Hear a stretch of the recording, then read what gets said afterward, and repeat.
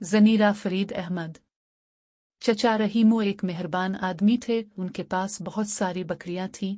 उनका बेटा रोजाना उनका दूध निकाल कर बेचता था। एक दफा वो मकान के पीछे बने बाड़े में दूध निकालने गया तो उसे अपनी एक बिक्री कम लगी। इसने सोचा बिक्री शायद कोई चारा कर ले गया है। वो बाप के पास गया और बताया कि बाड़े से एक बिक्री गायब हो गई है। चचा रहीमो को हैरत हुई। अचानक उनके बेटे का ध्यान कसाई नौरे की तरफ चला गया। इसने शक का इजहार अपने बाबा से किया तो चचा रहीमो ने कहा, बारी बात किसी पर इल्जाम नहीं लगाते। तुम कहते हो तो आज हम दरख्त के पीछे छुपकर निगरानी करेंगे। जब चचा और उनका बेटा दरख्त के पीछे छुपे हुए थे तो कसाई उनकी एक बिक्री अलिफाटे कर ले जा रहा था।